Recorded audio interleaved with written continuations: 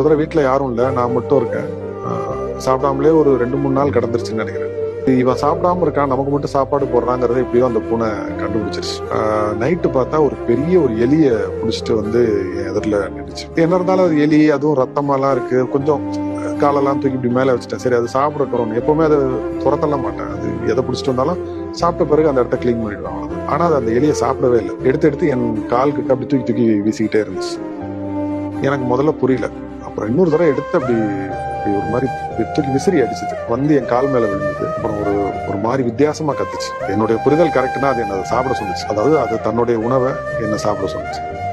அதை சாப்பிடாம இருக்காத, ஏதாவது சாப்பிடு அப்படின்னு சொல்லி அது ரொம்ப அது வற்புறுத்துச்சுன்னே சொல்லலாம். மற்றவங்களுக்கு சொன்னா புரியுமான்னு கூட தெரியல. ரொம்ப ஒரு உருக்கமான சம்பவம் அது.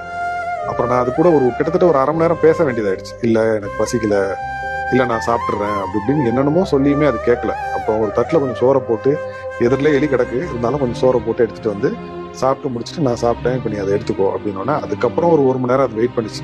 ஒருவேளை அவனுக்கு இன்னும் கொஞ்சம் பசிச்சா அந்த எலி எடுத்து சாப்பிடட்டும்னு அது வெயிட் பண்ணிட்டு தான் இருந்தது.